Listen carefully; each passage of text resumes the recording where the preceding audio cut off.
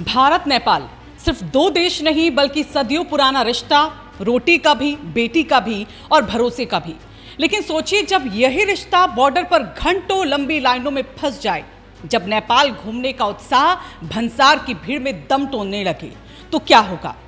अब कहानी बदल रही है, क्योंकि नेपाल ने एक ऐसा फैसला लिया जिसने भारत से नेपाल जाने वालों की पूरी यात्रा का अनुभव बदल दिया है। और दिलचस्प बात यह है कि इस बदलाव के पीछे दिख रही है डिजिटल नेपाल की नई सोच, जिसे बालेन शाह की राजनीति, नेपाल की नई प्रशासनिक शैली और भारत नेपाल कनेक्टिविटी से जोड़कर देखा जा रहा है। तो आखिर नेपाल सरकार ने ऐसा क्या बदल दिया है?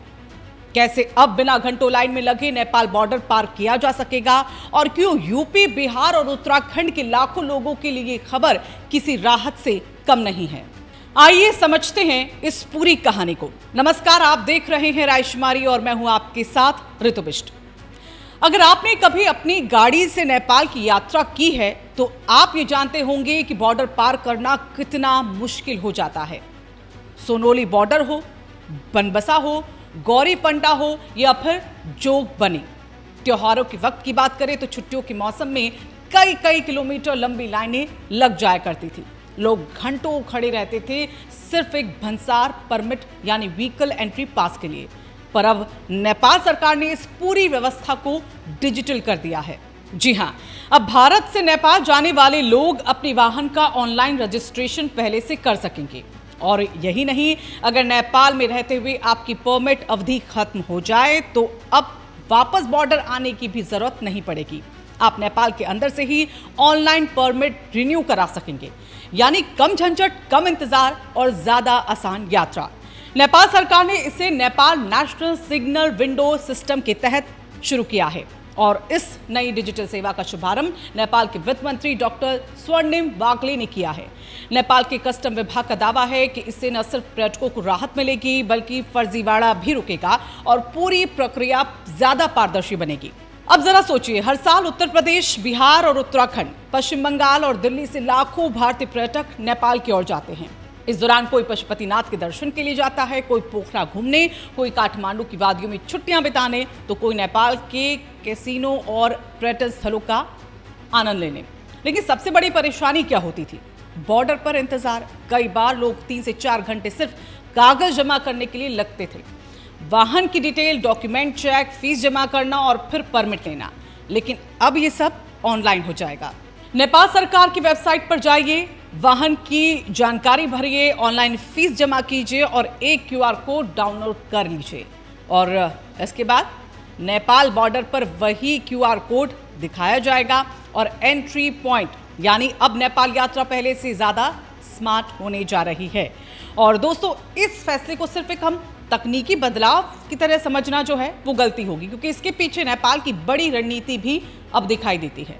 नेपाल इस समय खुद को एक डिजिटल नेशन के तौर पर पेश करने की कोशिश कर रहा है और नेपाल के PM बालेन शाह के उभरने के बाद नेपाल की राजनीति में नई सोच और सिस्टम सुधार की चर्चा भी तेज हुई है। बालेन शाह सीधे इस फैसले में शामिल हो या ना हो, लेकिन नेपाल में जिस तरह प्रशासनिक सुधार और डिजिटल गवर्नेंस को बढ़ावा दिया जा रहा है, उसे उसी बदलाव की कड़ी माना जा रहा है। नेपाल समझ चुका है, अगर पर्यटन बढ़ाना है तो बॉर्डर आसान करना होगा और भारत नेपाल के लिए सबसे बड़ा टूरिस्ट स्रोत है। इसलिए ये फैसला सिर्फ सुविधा नहीं बल्कि नेपाल की अर्थव्यवस्था से भी जुड़ा हुआ है। अब यहाँ पर एक और दिलचस्प बात को भी समझिए। भारत और नेपाल के रिश्ते हमेशा से बेहद खास रहे। दोनों देशों के बीच खुली सीमा है, लोग बिना वीजा के एक दूसरे के देश में जा सकते हैं। हजारों नेपाली भारत में काम करते हैं और तो लाखों भारतीय नेपाल घूमने जाते हैं। लेकिन पिछले कुछ सालों में दोनों देशों के रिश्तों में कई बार तनाव की जो स्थिति है वो देखने को मिली है। कभी नक्शे का विवाद, कभी लिपुलेख का मुद्दा, कभी चीन की बढ़ती मौजूदगी।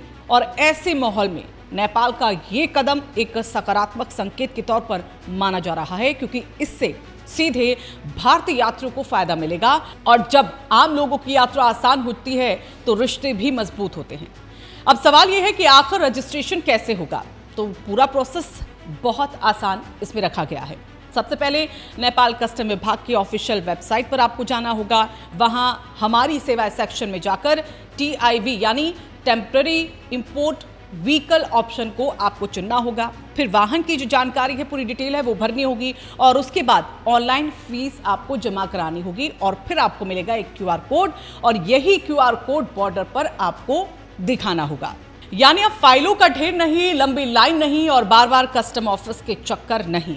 नेपाल के कस्टम विभाग के अधिकारियों का इस पर कहना है कि इससे भ्रष्टाचार और नकली एंट्री पास पर भी रोक लगेगी, क्योंकि पूरा सिस्टम डिजिटल होगा और हर वाहन का रिकॉर्ड ऑनलाइन भी रहेगा। यानी अब नेपाल भी तेजी से टेक्नोलॉजी आधारित गवर्नेंस की तरफ आगे बढ़ रहा है। लेकिन इस फैसले का सबसे बड़ा असर कहां दिखेगा? सीधे उन लोगों पर जो हर साल परिवार के साथ सड़क मार्ग से नेपाल की ओर जाते हैं। उत्तराखंड से लोग बनबसा और झूलाघाट बॉर्डर से नेपाल जाते हैं। यूपी और बिहार से सोनोली और रक्सौल बॉर्डर सबसे ज्यादा व्यस्त रहता है। त्योहार के दौरान हालात ऐसे हो जाते हैं वहां के लोगों को कई बार घंटों तक इंतजार करना पड़ता था।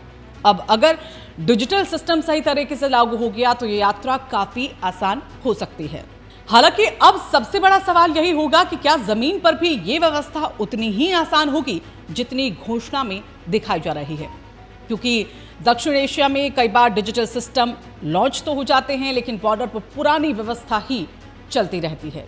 तो क्या नेपाल का ये सिस्टम वास्तव में लोगों को राहत देगा? क्या बॉर्डर पर भ्रष्टाचार और दलाली खत्म होगी? क्या QR कोड स्कैन करते ही एंट्री आपको मिल जाएगी?